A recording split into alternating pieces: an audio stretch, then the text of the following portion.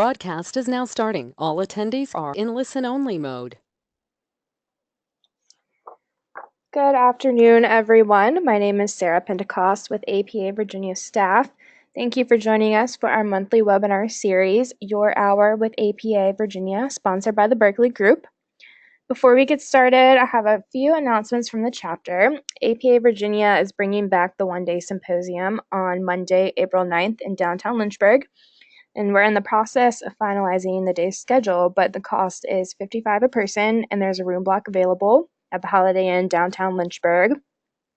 So if you're interested in coming, you can go ahead and make your room reservation.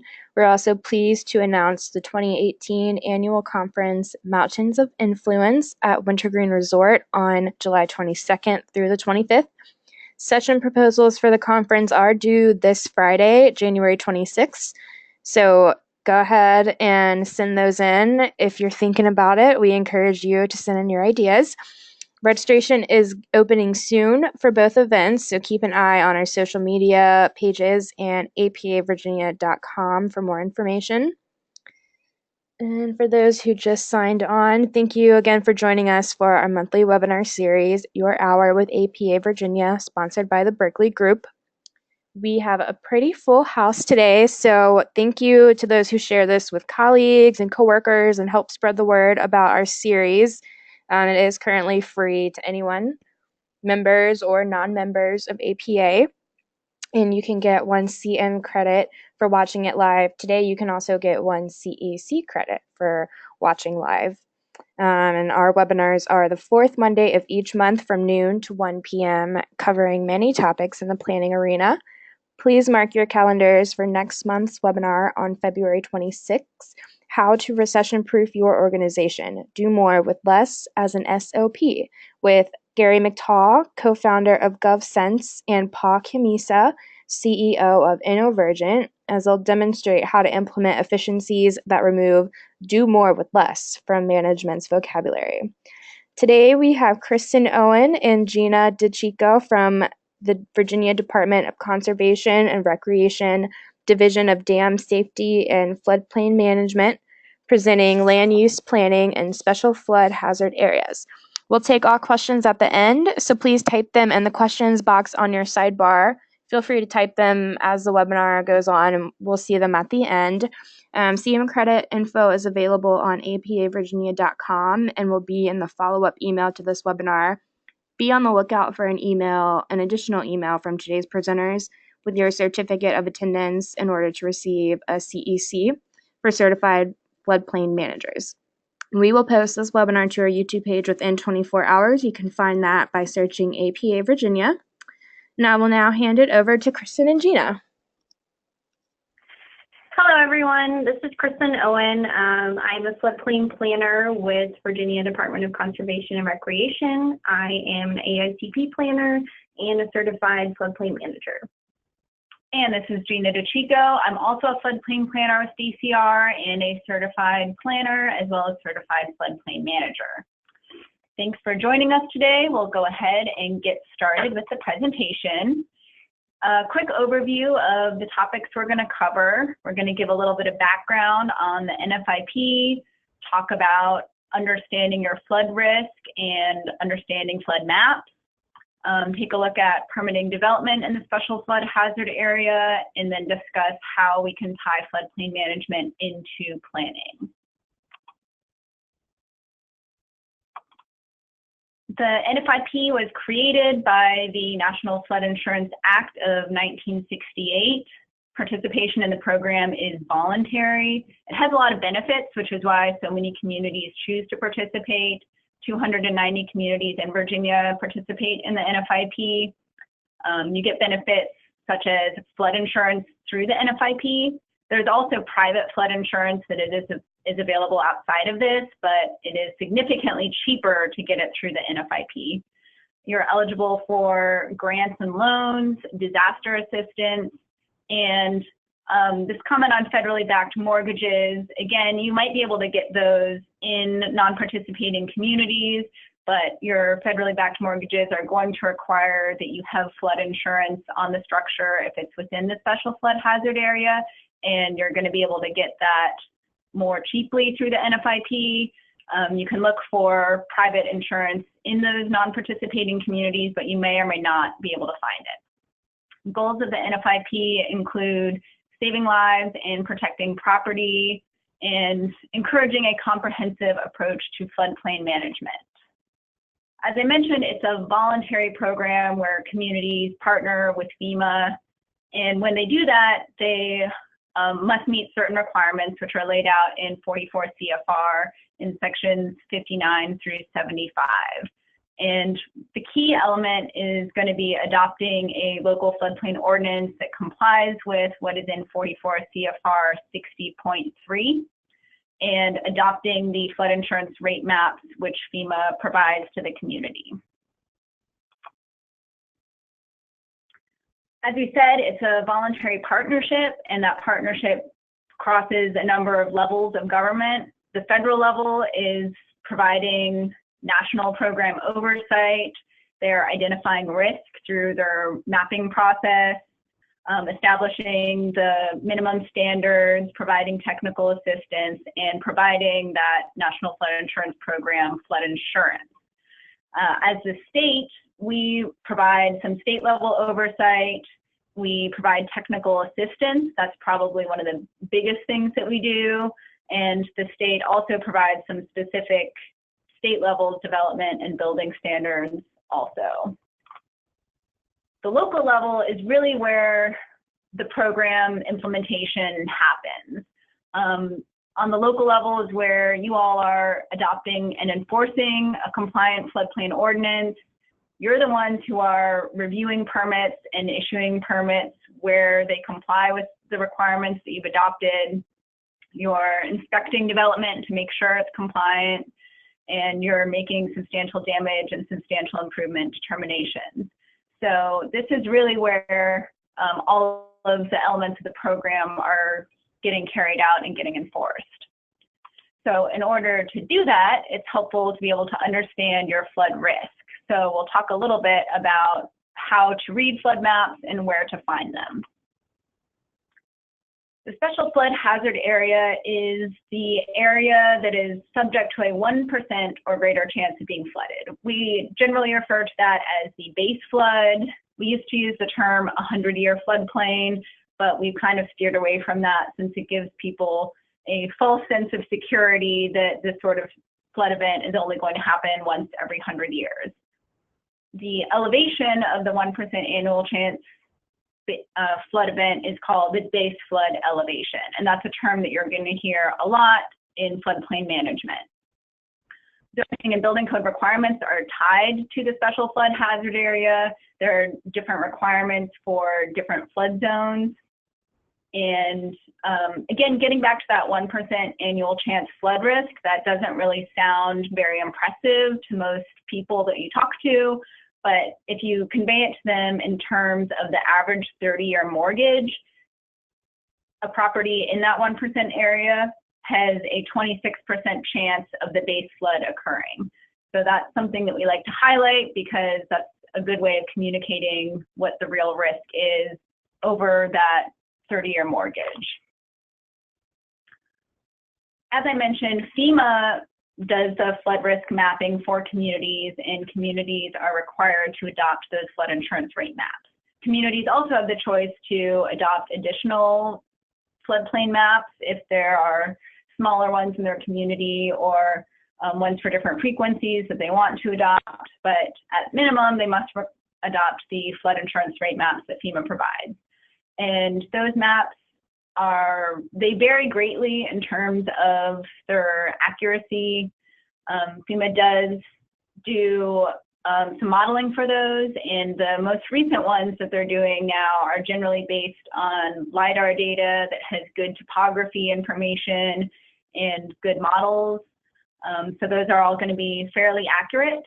And so there are some older ones that some communities have, which are digitized versions of the hand-drawn maps, which are probably a little bit less accurate, but still a best guess for where the flood will occur.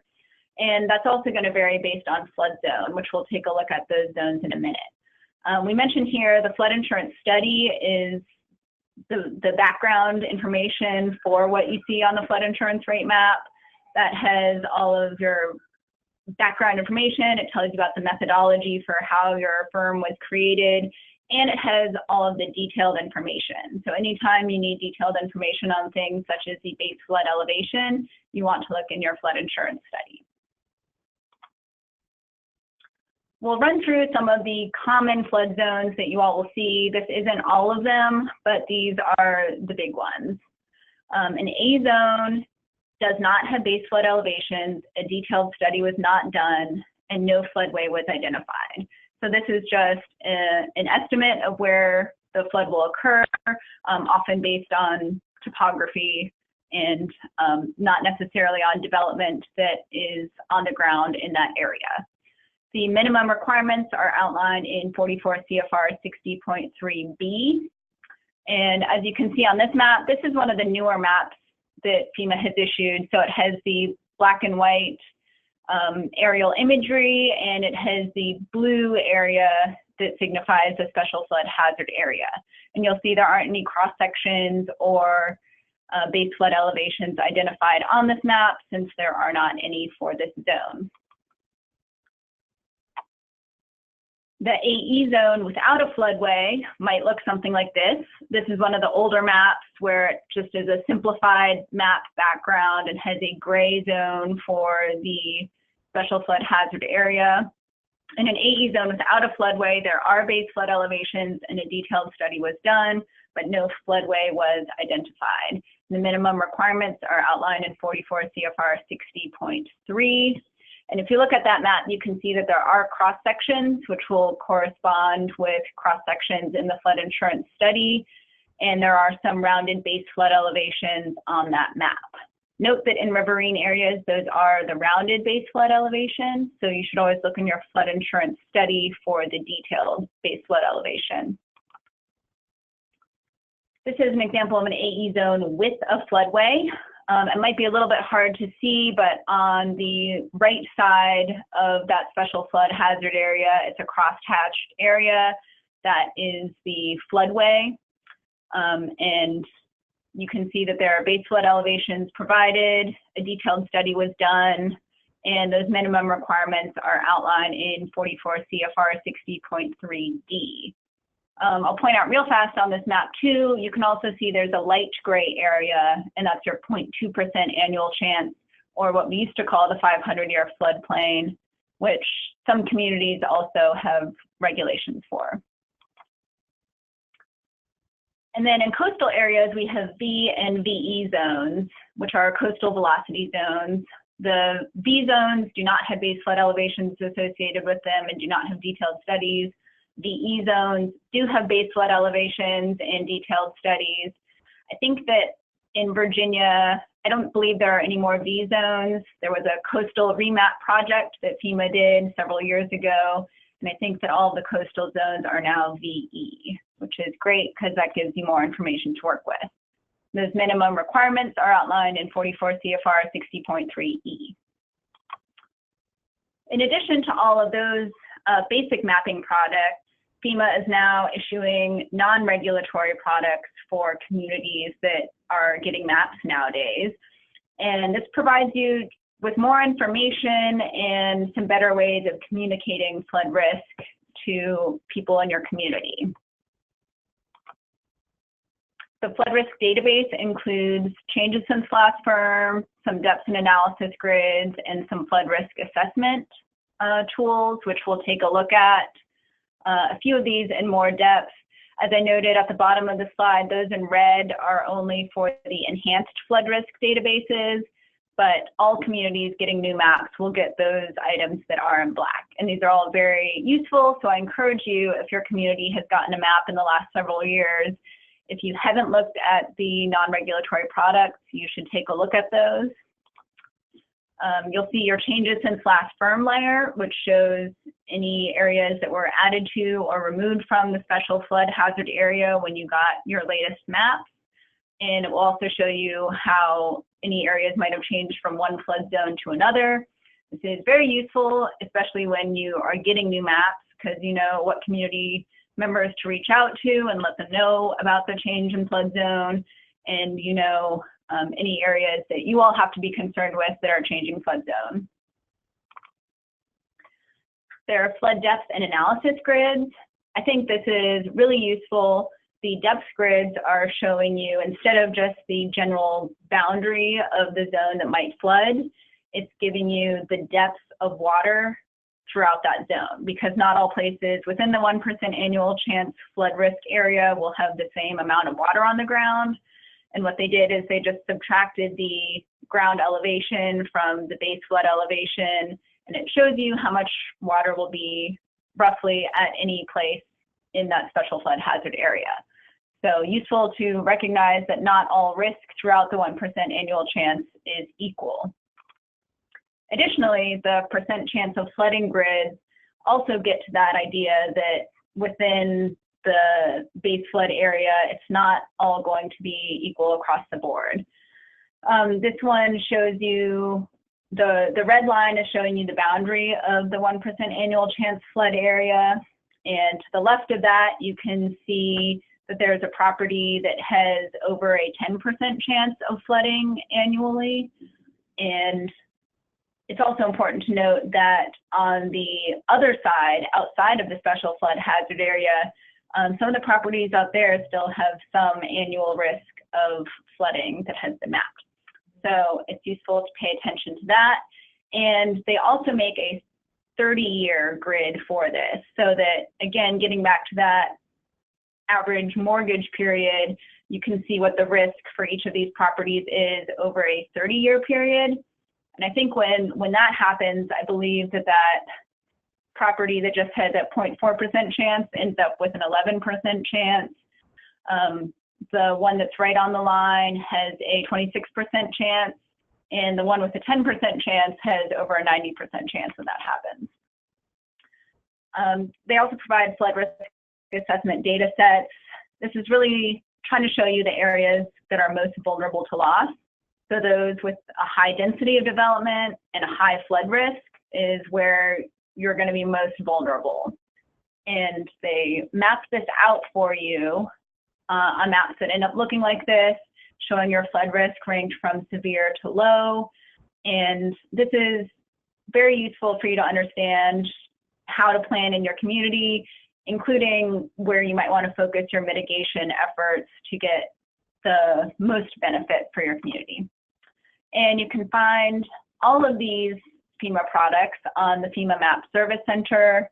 If you go to the Service Center, this is the page you'll see. I recommend searching for all products, because that will give you all of the available products. If you type it into the search bar above that, you'll just see some of them, and then you can follow the link from there to search all products. When you go to that screen, you just have to fill it out and navigate down to the community that you're looking for. And then this is the type of screen that you'll see, where you can see all of the affected products for your community, including the flood insurance rate map panels, the flood insurance study, any letters of map change, and you can download GIS data for the National Flood Hazard Layer for the state or the county. It also shows you any pending products. I think they have a couple of letters map change that are pending. You can look at historic products if you need to see if structures were built in compliant with the firm that was in place at the time. And that last one, the flood risk products folder, is where you're going to find your non-regulatory products that we just looked at. If you would rather look at an interactive flood map, FEMA hosts the National Flood Hazard Layer, which has all of that firm information on an interactive map, which looks a little bit prettier and can be easier to navigate. Additionally, you can also look at the Virginia Flood Risk Information System, which is an interactive map that we have developed with the Virginia Institute of Marine Science. And it includes that same information that's on the National Flood Hazard Layer, as well as some additional information from FEMA, Fish and Wildlife Service, ESRI, and the Virginia Geographic Information Network. And the goal is just to make it a Virginia-specific product that can be customized to the needs of the Commonwealth, and to have a tool where anyone with interest in a property can go to look at and understand the property's flood risk. In addition to the information that's shown on FEMA's National Flood Hazard Layer, we have some of the non-regulatory products that we looked at on here. And we also have some parcel layers and a few other things. If you look in the left-hand map contents pane, you can see the types of information that will be available to you. And you can access VFRIS from the DCR website. If you go to the Dam Safety and Floodplain Management website and look towards the bottom of the menu, you will find VFRIS available there. Once you understand your flood risk, we'll talk a little bit here about how to permit development in the special flood hazard area once you've identified something as being in the special flood hazard area. So it's important to note that all development in the special flood hazard area requires a permit. And the definition for development, according to 44 CFR 59.1, is very broad. It is literally any man-made change to improved or unimproved real estate. So we're talking about things well beyond buildings and structures, but things that include mining, dredging, filling, grading, all kinds of different development. And before any of those development projects take place, it must be reviewed and permitted by the local floodplain administrator. So you're going to want to ensure that you have a process in place for capturing all of that development. Communities can sometimes just rely, or sometimes are just relying on the building permit to manage their floodplains. But that really isn't going to suffice. That's not going to capture all of these smaller pieces of development. Some of that will be captured by permits that you do have in place, like erosion and sediment or stormwater permit. But there is a need for an additional permit, such as a floodplain permit or a zoning permit, to make sure that all development in the special flood hazard area is captured. Federal agencies have their own set of regulations to comply with, which include Executive Order 11988 and what is outlined in 44 CFR 9. State and local government have to comply with local floodplain management requirements. And it's Executive Memorandum 297, which outlines that states must comply with the local floodplain ordinance. So if there is a state agency working in your community, know that you have the right and responsibility to permit that development. If the state happens to work in a community that's not participating in the NFIP, they're still required to meet the minimums that are outlined in 44 CFR 60.3. As we mentioned, development goes well beyond just buildings, but there's a lot of non-structural development, such as fill, installing fences, storing equipment, driveways and paving, as well as many other things. So make sure that you have administrative procedures in place to review all of that development. And a good application should include enough information that you can review it and determine not just what flood zone it's in and what the base flood elevation is, but if somebody is doing improvements to an existing structure, then you're going to want to capture the cost of improvement and the market value for the structure, which can sometimes be overlooked because you're always going to want to be on the lookout for substantial improvements. If a structure in the floodplain is substantially improved, it's going to have to come up to compliance with the current requirements that you have in place. So it's important that you pay attention for and flag that sort of improvement. Applications in the special flood hazard area are oftentimes reviewed by a variety of different people.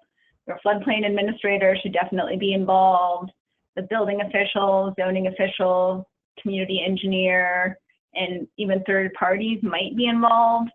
So what's really important, if you look at the questions below that, is just to make sure you know who in your community is involved in permitting in the special flood hazard area, and make sure that everyone is aware of the floodplain requirements. We find that sometimes not everyone who's involved knows that there are specific floodplain requirements that need to be enforced in that area. So having that conversation and making sure that everyone is on the same page is very important. Last year, FEMA issued some draft permitting policy guidance, understanding that communities have challenges implementing this particular permitting policy and that not all communities are permitting all development. So they issued this guidance, which they have not finalized yet, but the final will probably look very similar to the draft guidance, which you can find online. And in it, they outline a RAD process, which stands for Review, Assess, and Document. And the point of the guidance is to clarify that these are the steps you need to go through in order to be compliant with FEMA's permitting development requirements. Now, there are alternatives to looking at that for each and every development project that happens in your floodplain. FEMA has worked with one community in Virginia so far to create a list of activities that are considered universally permitted in that community. So to do this, the city sort of did some of that review, assess, and document for certain classes of activities ahead of time. And they provided engineering analysis showing that these particular activities would not impact the special flood hazard area and would not approach a substantial improvement. And so the city of Hampton is the city who did this, and they put together this list of activities that do require an individual permit and those that don't. And they added an amendment to their ordinance which refers to this list so that it is codified to an extent. And this is the system that they've put in place. Other communities in Virginia have just decided to have a basic floodplain permit and review each project that comes to them. So that is for your community to decide. Okay, so next we're going to talk about how you can incorporate some of this floodplain management and some of the different data sets and tools that Gina talked about into your planning. So there are a lot of different ways that floodplains can be incorporated into planning. But according to APA, the goal of planning is to maximize the health, safety, and economic well-being for all residents. So we're planning out our communities, how we want them to be in the future. Flooding is one of the most common natural disasters, and it can be very destructive. So it really makes sense that we would want to factor that into when we're planning out our communities, when we're planning out our land use, to make sure that we're not planning something that would put our health, safety, or economic well-being at risk.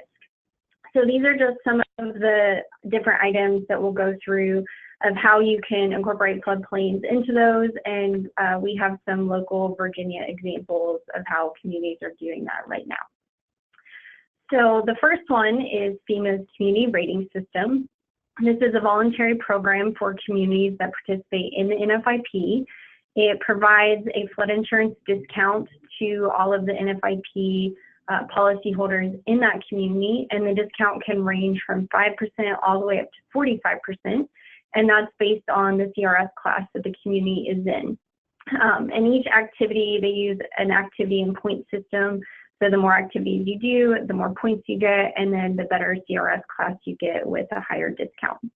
The goals of the CRS program really are to reduce flood damage to insurable property, encourage a comprehensive approach to floodplain management, and then strengthen and support the different aspects of the NFIP.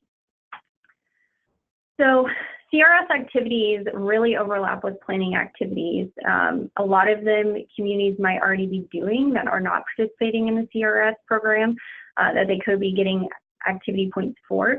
A lot of our CRS communities were already doing a lot of activities they're getting credit for and didn't have to start new things when they joined. But some of the activities that overlap are things like preserving open space in your floodplain, having and enforcing different regulations. You can get activities for having a building code, having stormwater regulations, having higher standards in your floodplain ordinance, even outside of your floodplain ordinance, just in zoning and subdivision requirements. You could have standards that would also get you credit. You can get credit for doing different public outreach efforts for flood hazards and flood insurance. You might be doing outreach for other activities in your community that could double up for CRS as well. You can get credit for community plans that you have, so like a floodplain management plan, hazard mitigation plan. And then for other projects that you're doing, like mitigation projects or removing flood-prone structures, you can get credit for that as well. So this is just a map of the communities in Virginia that we have in the CRS program right now. The list changes May 1st and October 1st, so this is the most recent list that we have. Nationwide, there are just over 1,400 CRS communities, and there are about 22,000 NFIP communities. So there aren't a lot of CRS communities nationwide, but it does factor out to be about 69% of all of those NFIP flood insurance policies. And in Virginia, we have 25 communities participating, and it ends up being about 58% of all of our policies. So Gina mentioned we have 290 participating in NFIP, and 25 of those are in CRS. And the classes range from a class 9, which is the lowest with a 5% discount, to a class 1, which is the 45% discount. We have class 9s, 8s, 7s, and 6s. So 6 is the highest, but still really good because there's only one class 1 in the nation, and I think it's gone up now, but there used to only be about 11, I think, that were above a class 4 nationwide. So we're still doing pretty well in Virginia. And statewide, we're saving about $4.8 million in NFIP flood insurance through the CRS program. So other ways that you can incorporate floodplains are into your zoning and subdivision ordinances. You could have it just in your floodplain ordinance itself by incorporating higher standards, or just by participating in NFIP really and having those minimums. You could also consider low density or large lot zoning, so that you're reducing the amount of development that could occur in the floodplain, but not prohibiting it completely. You could allow for open space or conservation zoning in the floodplain instead of residential or commercial zoning. You can have setbacks from your floodplain, similar to like a side yard setback or a front property line setback. You could have a setback from the floodplain boundary. You could also use transfer of development rights or purchase of development rights program. We have some communities that have these programs set up not necessarily for floodplains, but they are using them for open space to protect agricultural land, maybe for urban areas as well.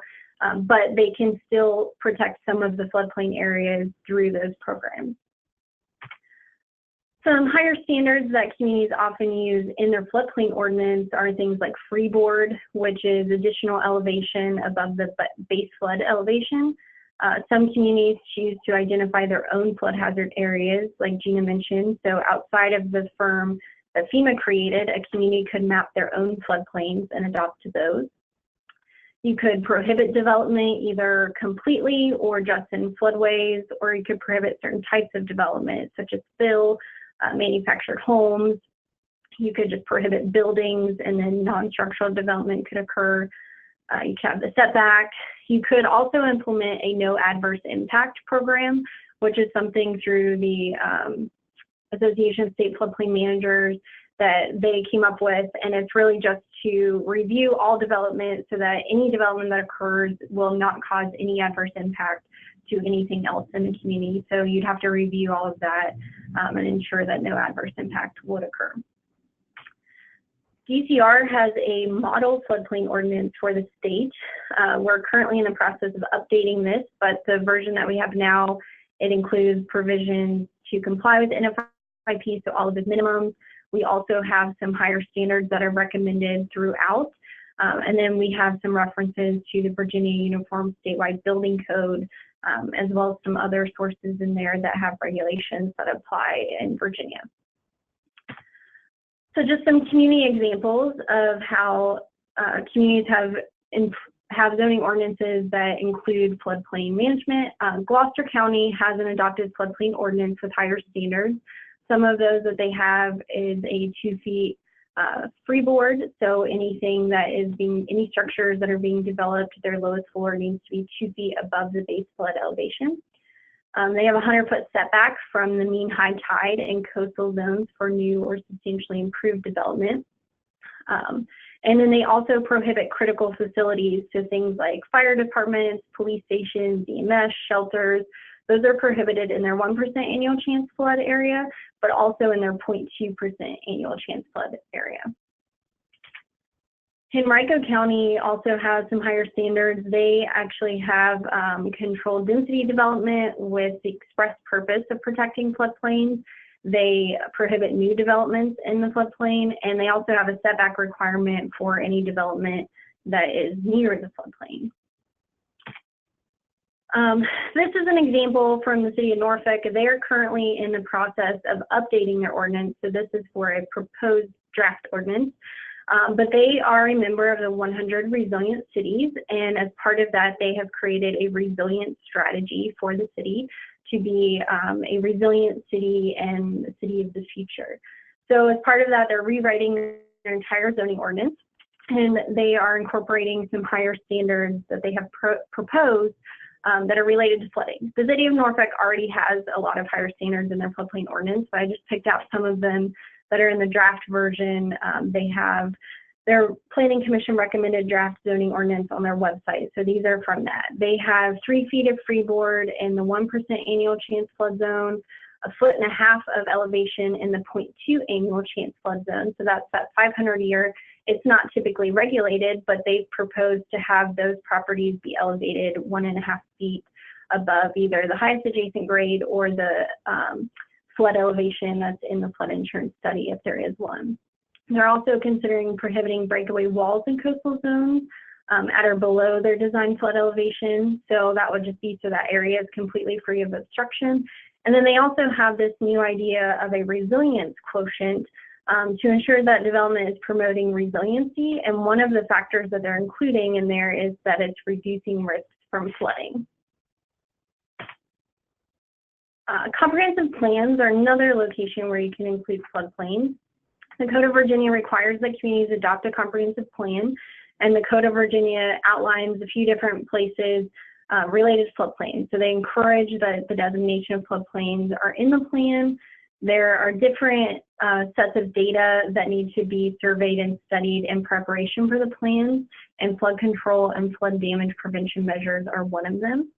And then there's also another statement in the Code of Virginia specific to Hampton Roads communities that they shall incorporate strategies for sea level rise and recurrent flooding in their comprehensive plan, and then they can also incorporate their hazard mitigation plan into that as well. So as an example, the town of South Boston, this is not in the Hampton Roads PDC, but they have incorporated flooding throughout their comprehensive plan. And I like this example because they're a small town, you know, they're not coastal, but they're located on the Dan River, and they have a history of flooding. So throughout their comprehensive plan, they really focus on flooding. They reference their regional hazard mitigation plan. They're in the Southside Planning District Commission, so they reference that. And then they encourage policies and identify strategies throughout the plan about encouraging conservation in their floodplain, using compatible land uses, identifying those land uses, but making sure that they don't damage their existing buildings and businesses. So they acknowledge that they have businesses that are currently in the floodplain. They don't want to damage those, but they do want to encourage policies, you know, to make the floodplain better and safer. And one of the ideas that was in their comp plan was also to look at different funding strategies that the town could do to long-term work on improving the floodplain to have more conservation and compatible land uses over time, because they realized it would be a long-term process. Another example is Caroline County. They consider their floodplains in their comp plan and their future land use map. They do it a little differently than South Boston, but they consider floodplains as an environmentally sensitive area. This is a factor that they have considered when they're looking at their building lot supply for things that can impact that. They have an action strategy to ensure the preservation and protection of those areas. And they also have a strategy about using net density versus gross density in those areas so that they can eliminate density credits. So I thought that was a unique approach to trying to protect the floodplain area through planning. This is just an example of one of their future land use maps from their comprehensive plan. You can see that they show their floodplain on the map, and then the use that's designated next to the majority of the floodplain is parks, greenways, and open space. So not only did they identify an action strategy, but they actually show it on their future land use map as well. Another tool that can be used for planning around floodplains is the hazard mitigation plan. These are plans that help communities prepare for disasters as well as help with the post-disaster response and recovery efforts. The Virginia Department of Emergency Management, or VDEM, they really work with the planning district commissions and the local emergency managers to do these hazard mitigation plans with FEMA. But all of our communities are required to have one. So if you are the planner or the floodplain administrator for your community, definitely make sure that you participate in that planning process. Make sure that any local floodplain or planning considerations are included. If you participate in the CRS program, you can get extra points for that. So make sure that you understand that process. A lot of times this happens with the emergency manager, and the planners and floodplain administrators aren't necessarily included throughout that process. So make sure that you know what's in the plan and make sure that you use it. So it's not just sitting on a shelf somewhere. Reference it or include it in your comprehensive plan like some of our other communities are doing. So some examples, Northern Virginia, they are also planning for sea level rise in addition to flooding. So their Northern Virginia plan includes information related to flooding, but they have a goal to continue participating in the NFIP, make sure that their jurisdictions are in compliance, increase participation in the CRS, and they also have an emphasis on planning and zoning as a way to prevent hazard problems from worsening. Fairfax County also includes some mitigation actions about annually contacting owners of repetitive loss structures. So those are structures that have repetitively flooded. They are seeking out voluntary buyouts of those structures so they can remove those structures from the floodplain, and then promoting using FEMA assistance grants to mitigate or remove those structures as well. Another example is the City of Virginia Beach. They actually tied their hazard mitigation plan into their comprehensive plan. So these are just some comments, some sections taken out of that, but they include recommended policies and future actions to address sea level rise, recurrent flooding, and they have a statement in there to make sure that they ensure consistency between the comprehensive plan and the hazard mitigation plan.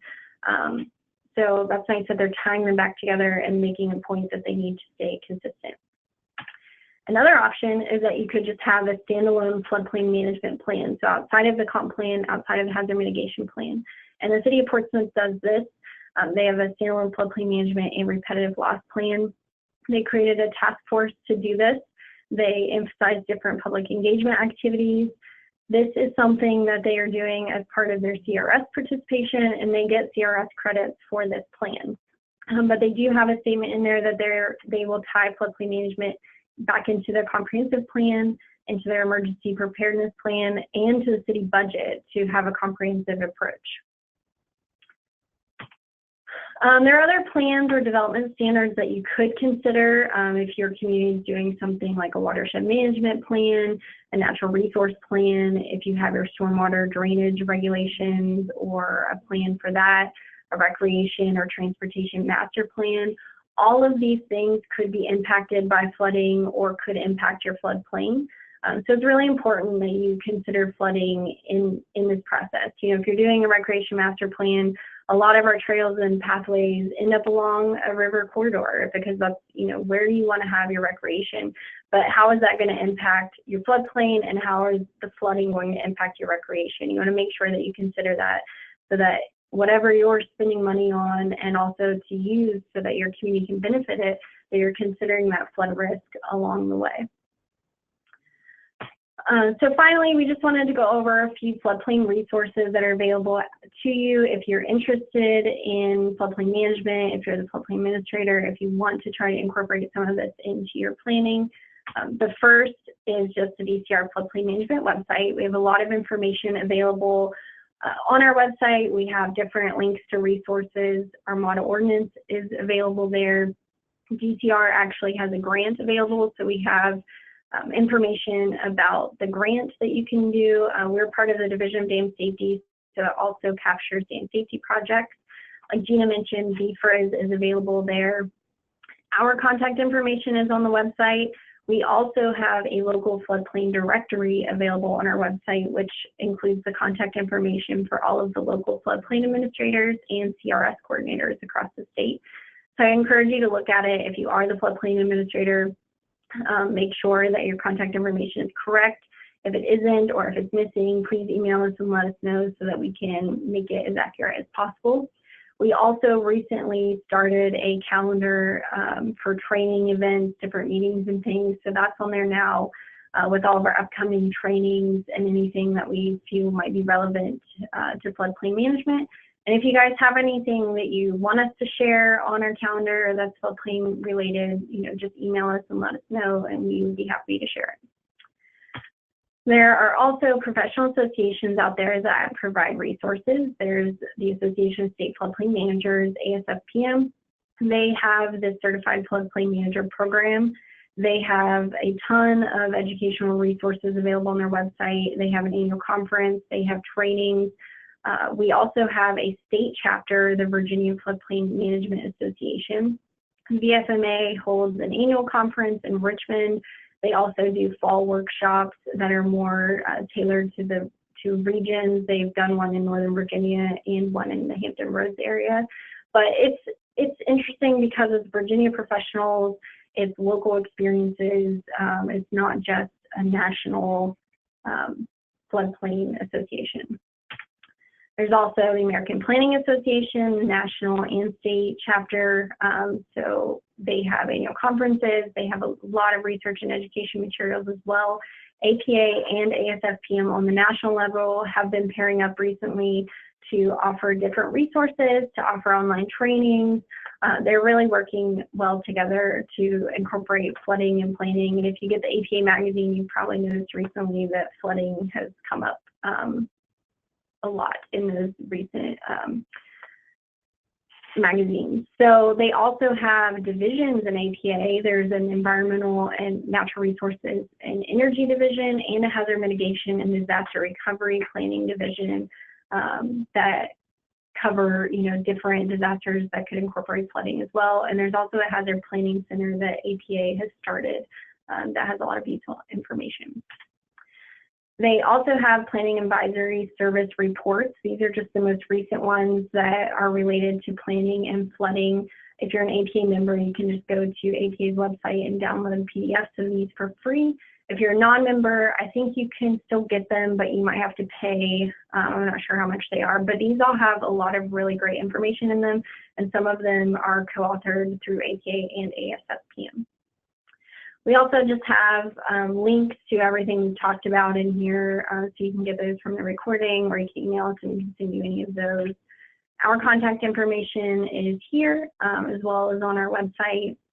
And that's all that we have for you. So if you guys have any questions, we are happy to try to answer them as best we can. This is Sarah. Thank you so much, Kristin and Gina. We have a couple of questions here. First, a comment from George Homewood. He said, "Thanks for the Norfolk shout out, Kristin." You're welcome. Alrighty, and first question here asks, do you have a sample for a flood permit? Yes, we do. We could, if you want to email us directly, we could share them, or I don't know, Sarah, can we share them? I guess we could share them when we send out the certificate to everyone at the end. Yeah, that sounds good. And I always encourage people to email the presenters as well with specific questions or examples and things like that. But yeah, you can send that out because I think it may be useful to everyone. Okay. Alrighty. Next question. is a little bit longer. It says ecological restoration projects, particularly converting prior developed land in the floodplain, could be applied toward improving flooding in the locality, correct? I'm wondering if there are any incentives in the CRS program. These can be relatively low-cost projects that can make more space for water, particularly during recurrent flooding events. Let me know if you need me to. I'm not sure right off what all is in there related to that. I mean, I think you could get CRS credit for it. The CRS manual is a couple inches thick. So there are a lot of different activities you can get credit for. And CRS is also, they always tell everyone if there's something that you're doing that isn't in the manual, submit it and they will review it for consideration. But it probably just depends on what exactly the project is. If you want to email us, if you have something specific in mind, you can email us and I could look through the manual and let you know if there are credits for that specifically. If it's preserved as open space after it's converted, I know that's one thing that you can get credits for. And CRS has a really good website. Is it crsresources.org? Yeah, crsresources.org. You can get the CRS manual in there. You can get all kinds of fact sheets, guides. There's, training and everything available on there. But if you have, a specific project in mind, if I can't find it in the manual, I can also email our CRS coordinator, our ISO coordinator, and ask her her thoughts on it too. And Kristin is the CRS coordinator for the state, so she is an excellent resource for that type of thing. Alrighty. So the next question is, who is the state floodplain manager? So there are 3 of us in the state floodplain management program. Charlie Banks is the NFIP coordinator, and then Gina and I are the floodplain planners in our office as well. Alrighty. Next question. When will the Virginia Model Floodplain Ordinance be updated? So our last version that we updated, which is on our website, was updated in spring. We have made some more updates to it since then, not really changing any of the content, but trying to make it a little bit easier to follow, clarify a few things, and we did add some definitions to the definition section, and we have mostly finished that on our end, and then we just have to send it through a few levels of review before we share it. So I think hopefully within the next couple of months, we'll have that available, and you can always email us for that, but we'll post it on the website as soon as it is done. So if you just check back on the DCR website, you can always find the most recent approved version. And if you have been to any of the PDC workshops that we're doing, we're currently working with all 21 PDCs to host a full-day floodplain management workshop around the state. So if you've attended any of those, or if you plan to attend any of the few that are left, we'll send you a copy of our current one. And then when we get the new one finalized, I'll send a copy out to all of those participants again so that they have the updated version. But if you haven't participated in one of those, or you don't plan to, you can definitely just check back on our website or email us if you want to know if it's finished. But hopefully in the next month or so, it will be ready. All right, well, that appears to be all the questions we have. Oh, here comes one more. It asks, does this webinar give us any CEU towards CFM accreditation? Will that new version of the model ordinance incorporate higher standards for FP management?